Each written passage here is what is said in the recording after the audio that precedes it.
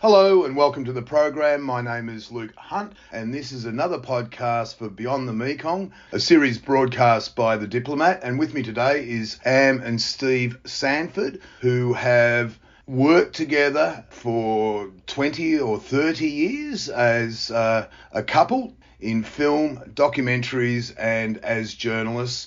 Am, Steve, welcome to the program. Yeah, nice to hear from you, Luke. Okay, you've got a new book out. From you. Hi.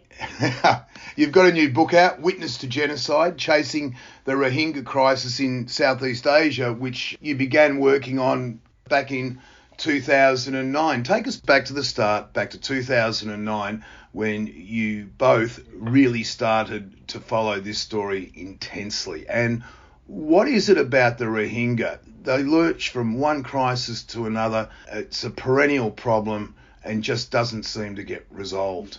Yeah, thanks, Luke. Well, Am and I, up until 2009, we were primarily covering the Myanmar conflict in eastern Myanmar with the Karen and the Shan groups, ethnic armed groups that were fighting against the junta.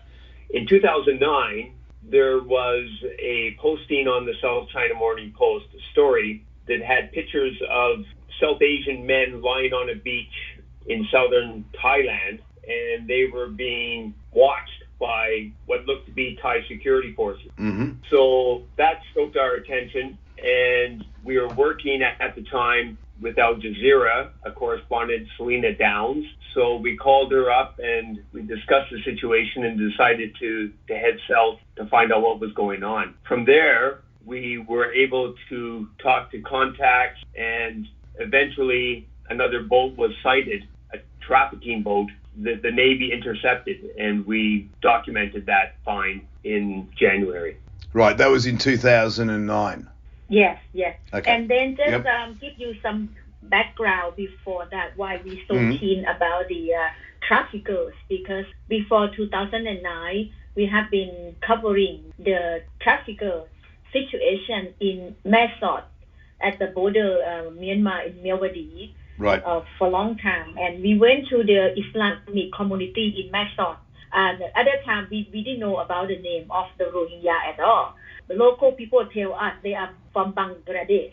So we walk around the community and talk to the village chiefs, and they told us the situation in the Islamic community is mixed with all the many trafficker, smuggler come from Bangladesh, come from Myanmar, or kept inside the community.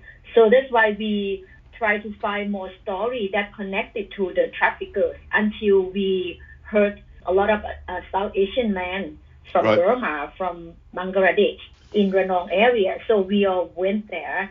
First, we have no contact at all. Ranong is quite like, it's just the first time that we cover a story in Ranong.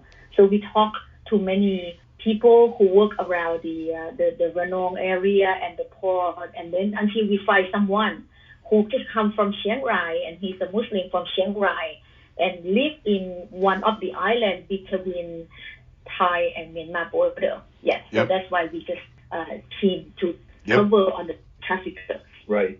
So we didn't know at the time, but it was an ongoing problem, and the Rohingya Muslim population basically in Western Myanmar had been persecuted for decades, dating back to at least the 1970s, when there were massive expulsions of the minority group, and a lot of them would flee across the border into Bangladesh.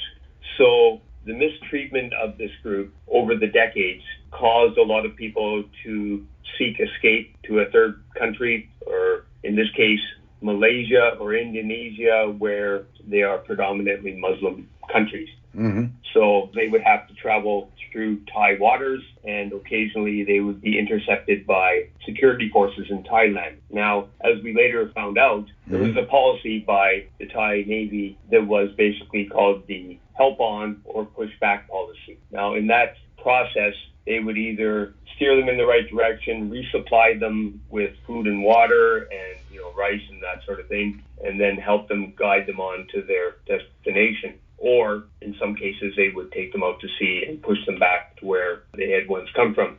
Right. So in this instance, when a Thai boat of the Thai Navy spotted a trafficking boat. We found out about the situation and went to the dock area around midnight. It was in January of 2009, and we documented the case. And it was quite a horrid scene. There was a group of Asian men primarily that were starving. It was very rough conditions. They had been out to sea for a long period of time in their journey to try to get to Thailand or Malaysia. And there were Thai medics on the docks helping them out and giving them medical care. And then they basically hauled them off to an immigration center and a hospital that night. So we were able to document that case. And the next morning, the group of the exiles or the migrants, they were hauled into the provincial courthouse. So it was quite an amazing sight. A lot of them were bandaged up. They had barely slept 3 or 4 hours since the boat had come into the docks. Yep. Yeah, it was quite a sight to see. It was quite disturbing. Now, in your book, Witness to Genocide, you go into some graphic details about the plight of those refugees / asylum seekers and the torture that was inflicted upon some of them by the authorities. Quite horrendous. And these days, I think people are becoming fatigued with stories about Rohingyas who are being mistreated, but it goes back a long way, and the fate that was meted out to them back then really was quite extraordinary. Yes, that's correct, Luke. It was quite disturbing when we talked to some of the boat people that had come into the dock area. One of them in particular was yelling out that he wanted to tell a story.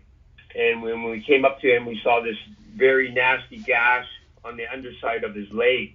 We asked him what had happened. It was a massive wound. Half of his leg was gone on the under thigh. I saw the photos. And he said, we were able to take photos of it. And basically what he said was the Myanmar Navy had held them down and taken a long stick with a gauze wrapped around the end, dipped it in diesel and lit it on fire and then pressed it against his leg. They were torturing him. So he had a massive burn on the underside of his leg. Mm-hmm. So we took photos of that and we contacted Dr. Porntip, who is a forensic expert in Thailand. And quite renowned. And she came down. Yep. Sorry, go ahead. No, I just said, and she's quite renowned. Yeah. So we called Dr. Porntip. We contacted her by email that night after we went back to our hotel to do the edit. And she agreed to come down to take a look at this boat passenger's leg to verify whether or not his story held up. As it turned out, she came down 2 days later with a small group of delegates from Bangkok, and she examined the young man's leg and said, yes, in fact, that seemed to be collaborating with his story that he had been tortured by the Myanmar Navy. Yeah, so we communicate with the boat people, with one guy among them speak Thai and Rohingya, so he be able to translate it for me. So when we try to interview with the victims, with the young man who got very bad wounded, so he just tell us like the Burmese man in the uniform in the wrap of the oil rag and then torture him. And when he tried to act or cry for help, they keep beating him. So that's according to Mahmood, our translator, who among the Rohingya on that boat tell us. And then amazingly, they remember the number on the boat, the Myanmar Navy boat. So they tell us that the Burmese Navy boat number was 425, 423. So they wrote it somehow on the hand, because they want to memorize everything what had happened to them along the journey. Right. It was just a start for you guys that would take you through to 2017 and the great exodus and, I have to say, alleged genocide, although we all know what happened. That 8-year period, it must have been quite stunning to follow the plight of this group of people who were not that well known in the outside world, yet they were enduring such deep atrocities. And I must quickly add, the animosity I've found towards the Rohingya in Burma, in Myanmar, is quite something else. Yeah, I think that's correct. All of the ethnic groups within Myanmar, as you know, are under attack in some form. by the Burmese junta. But the Rohingya Muslim group in particularly seemed to be, well, they've been classified by someone in the UN as the most persecuted minority on the planet. So right. It's a very difficult situation that they face. And in 2017, there was a massive exodus after the Myanmar army started a clearance operation. Now, this clearance operation was based on reports that a number of police posts had been attacked by a rebel Rohingya group called ARSA. Now, to be able to verify that by asking the Burmese army would be difficult because they've been proven again and again to be liars. You can't trust what they say. But in any event, the disproportionate response was atrocious. Right. The Burmese army began a clearance operation after these reported attacks on a number of police outposts. I think there was 30 of them, as they claimed. Now, after this incident, I guess we could go back a day before the clearance operation began, if you don't mind. Sure. On August 24th, a Kofi Annan-led commission presented a report talking about rehabilitation, reconciliation, the Rohingya people, because a year previous there had been a smaller operation that had occurred, a clearance operation. And there were many atrocities committed at that time as well. So this commission, the Kofi Annan Commission, were basically outlining a process in which there could be some reconciliation and peace between the Rohingya Muslim minority and the Buddhist majority population. Unfortunately, a massive army clearance began the next day, and that led to more than 750,000 people fleeing for their lives across the border into Bangladesh. Can I stop a little bit? Just like a sure. So after Kofi Annan give this one not a record. So on that night, a few hours after Kofi Annan have recommendation. Well, it's early the next morning. Yeah, 10 o'clock. Yeah, okay, continue. Yeah. So as you know, it's very difficult to report from the conflict zone if you're not there. Indeed. And in this case, the Burmese army disallowed any foreigners from going into the area to report. So we were very frustrated at that time. It's in our book. We were investigating the situation from the capital, which was not in the area of conflict, a place called Sittwe. Now, during that time, we went to some IDP camps where the Buddhist population had been transferred to from the conflict zone. And they told us that early in the morning they heard gunshots, noises, but they never saw anybody. They never saw any of the so-called Rohingya terrorists coming into their area. But they heard gunshots, they heard noises, and then the next day, the Burmese army came to their door and said, "You have to leave. It's very dangerous in this neighborhood. We're going to have to relocate you for some time." So that in itself was very suspicious in trying to figure out what exactly was going on. Where were these terrorists? Where were these people? All we could rely on were the accounts of the Burmese army. As I mentioned earlier, it wasn't very accurate. Very accurate. That's an understatement. Yes, they weren't very accurate. But within a week, we had already left the area, and we were in another part of the country in Burma. We were actually doing a short story on the coal pollution in the area, coal mining in Shan State. It's in eastern Myanmar. We got a call. We got a call from our colleague who said that the government was now allowing press tours of the conflict zone. Now, that sounded great, but there were a few stipulations involved. First, they only allowed one person per media group. Right. And second, you could not bring a translator. So that was a bit of a difficulty. If you can't talk to the witnesses, then it's going to be a problem. But in any event, one would assume that you would be relying on the military to provide the translations as well. That's spot on. Exactly. And there was, as we found out, I managed to get up to the area of Sittwe, the capital, and then I met up with a group of Burmese journalists as well as some foreign journalists, including Jonathan Head from BBC and May Wong from the CNA, and several others. And we went up the river to the area where the conflict was, heading up to Mungdaw. And we were assisted with an Army-sponsored translator, and that was it, one person. So it was very difficult to try to communicate. Yep. Now, on the first day of our 2-day press tour, we went to a IDP center. It was a school where a group of Hindu villagers had been relocated after their villages had reportedly been burnt down by ARSA terrorists. I was going to ask you about that. Yeah. Time, yeah, go on, sorry. During our time, we had about 40 minutes at this IDP center. It was a school converted to a temporary displacement center. The Army presented us witnesses that we could talk to, and then we would have a translator, the military translator, translate for us. And one of the women said that she had seen firsthand Rohingya terrorists come into the village, and they said, telling the Hindu villagers to get out, and they were going to burn the villages. And basically what happened, within 24 to 48 hours, it was proven that she was actually in one of the photos that the police presented to us, saying that they had photos of ARSA terrorists burning the Hindu village. Yeah. So basically we were talking to a fake witness, and basically she had not changed her dress. She had just covered her face up. There were pictures of her burning huts in this Hindu village. So that was that was a bit of a shocker. Right. The Burmese journalists, they were quick to pick up on that. And within 2 days, they had found out. They traced the pictures.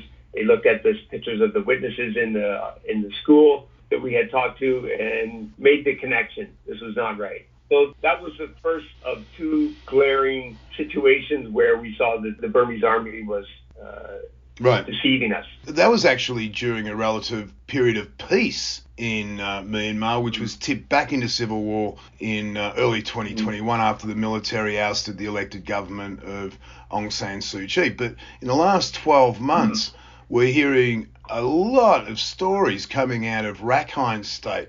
And again, it's the persecution of the Rohingya. They occupy the land through which the Chinese oil and gas pipelines run. There's a lot of disputes with the Arakan. The Arakan army has been blamed for atrocities alongside the military.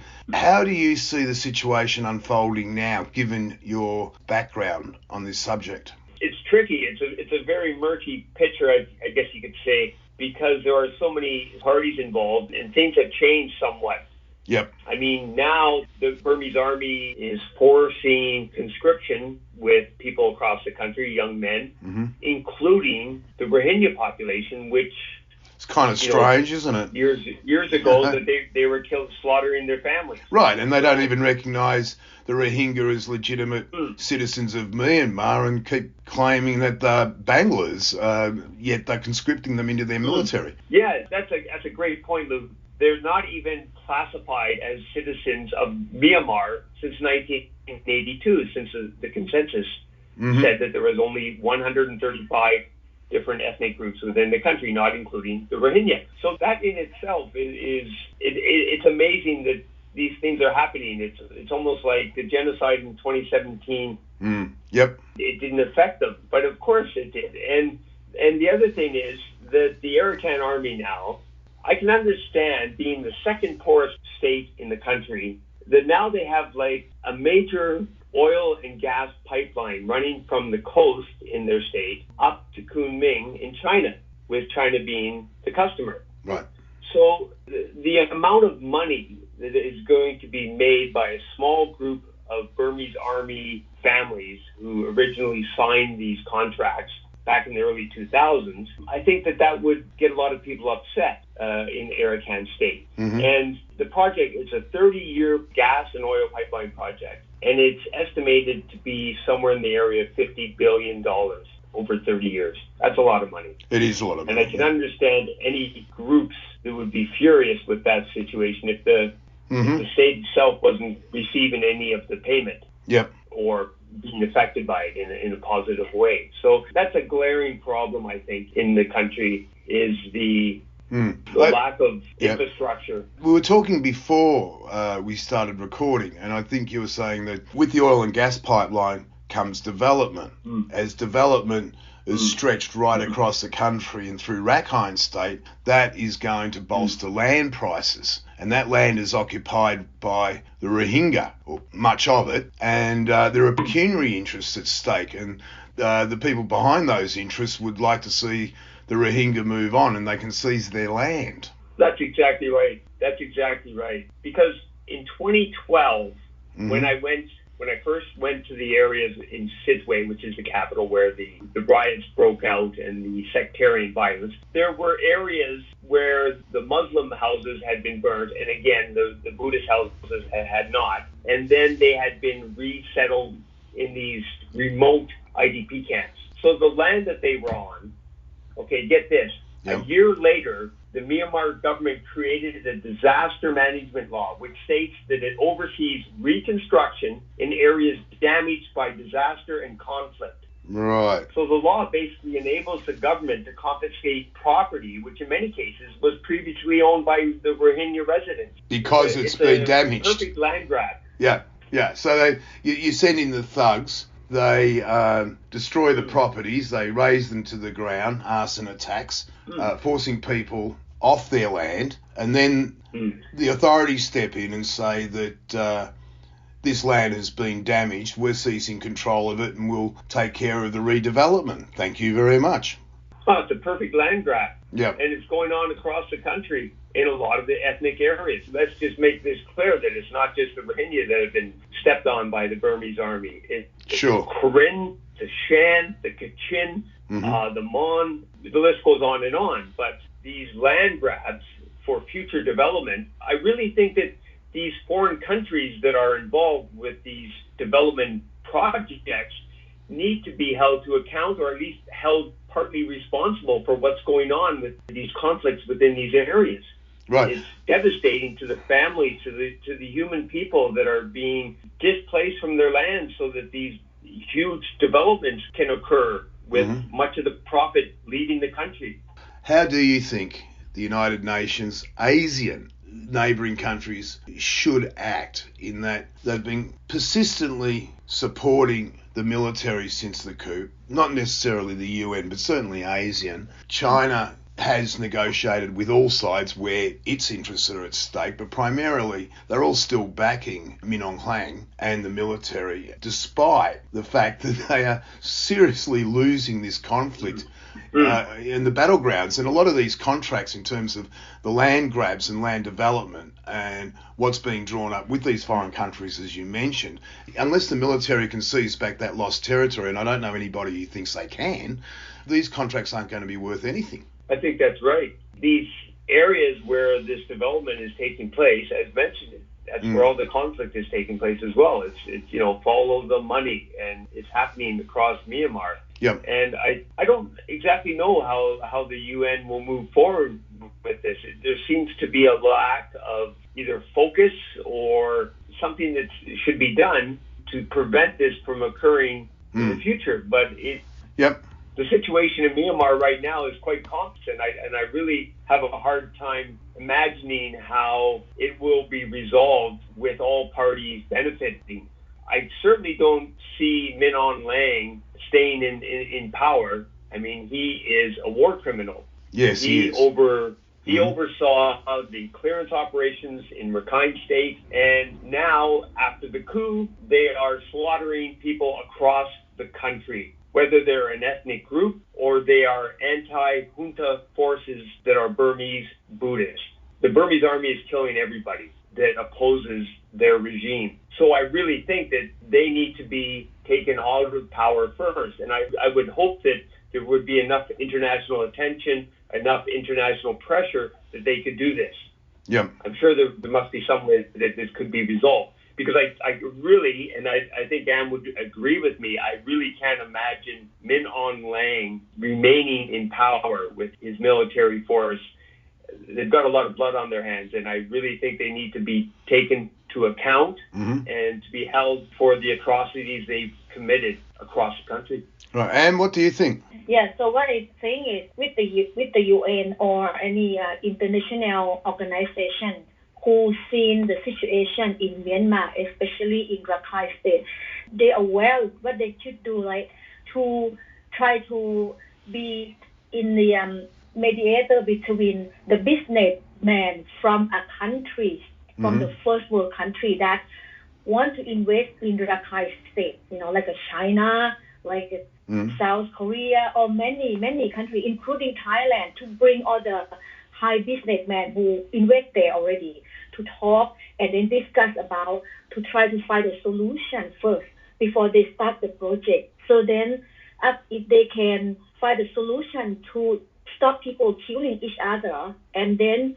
share the benefit to the people who live there for a long time, for decades, and everyone can have a share and have money and they can continue their life. So I think this can be one of the conclusions. Nice thought. I just have my doubts about that, given the complexity of it. I think it's unfortunate that Myanmar seems to be ignored. It's kind of mildly understandable given the attention that the Ukraine and Gaza have been getting, but I think it's a global conflict tracker. They follow 50 conflicts currently underway around the world, and of those conflicts they rank Myanmar as the nastiest, deadliest, and certainly the most brutal of the conflicts going on at the moment. But it just seems to be totally ignored. I suspect with the US elections not that far out and what's happening in that country, that kind of also doesn't help at all. I think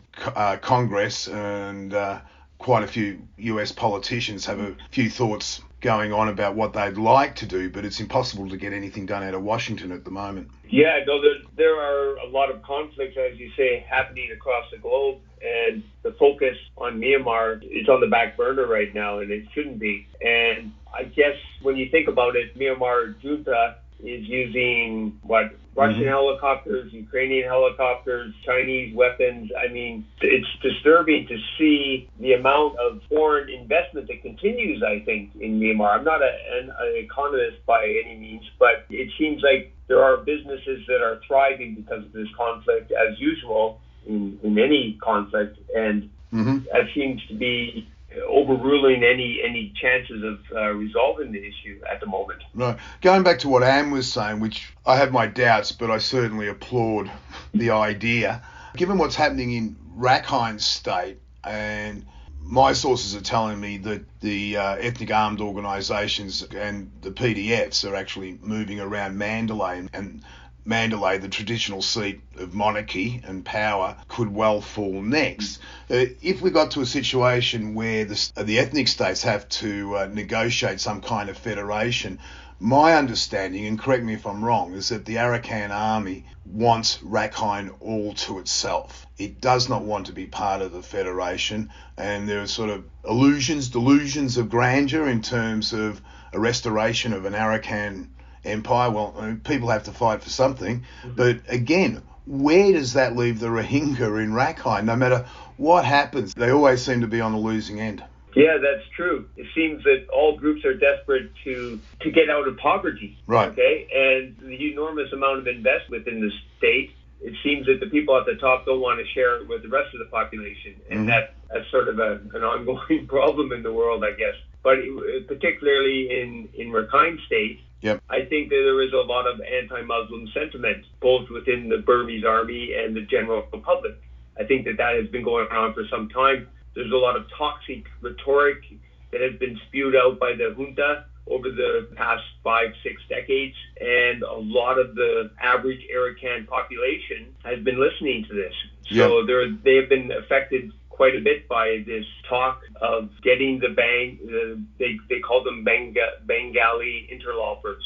Right. They don't belong in the country. Am and I were fortunate enough, if you could use that word, to meet a anti-Muslim head monk. His name was Ashin Muratu. This was in 2015. And he seemed like a nice guy. He was very calm and cool.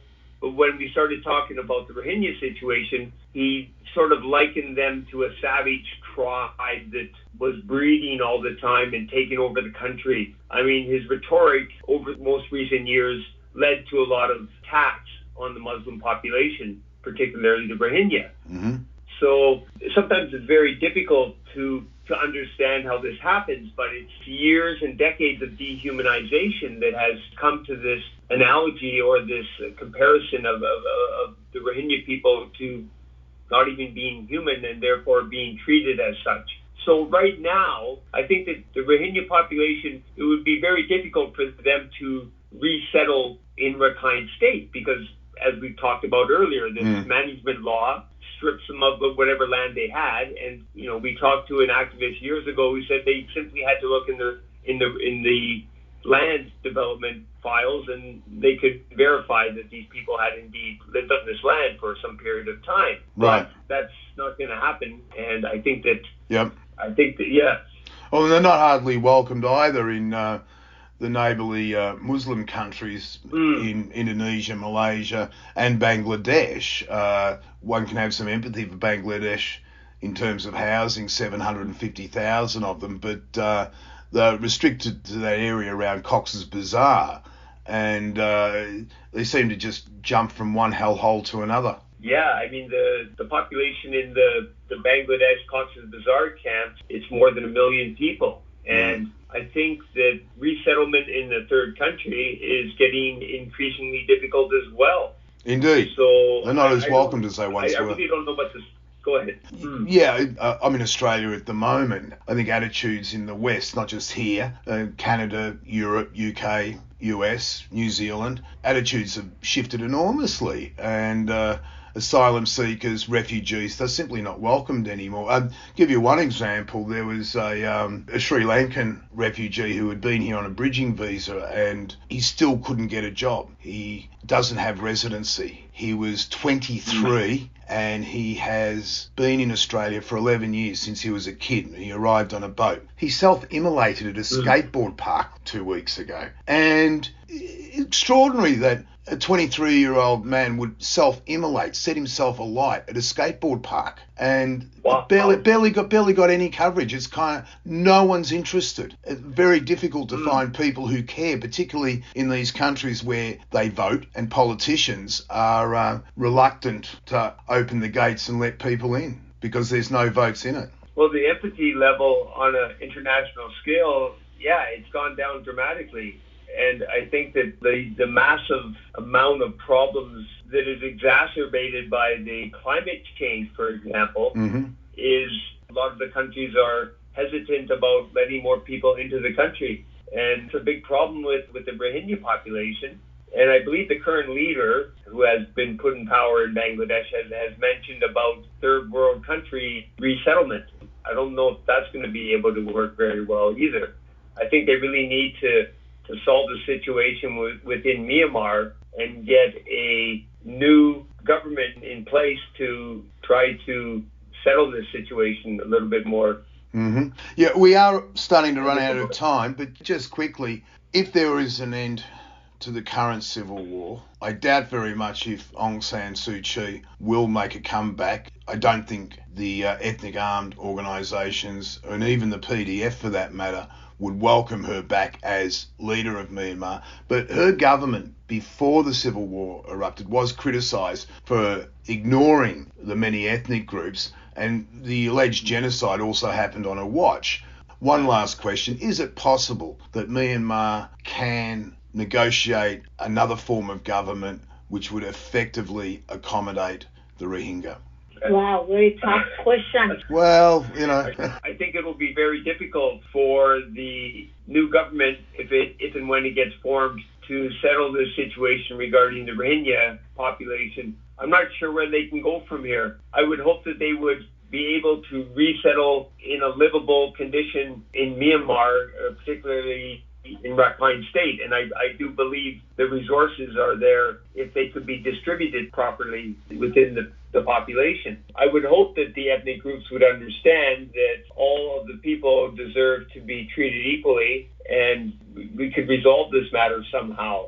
Certainly without Min Aung Hlaing in power, I would think that it would be easier. But because, as you know, there are so many groups involved at the moment, and they're all desperately trying to work within their regions to find peace and regain power, I would think that this would be a side issue, at least immediate future, but I would hope this problem would be addressed sooner. Yeah.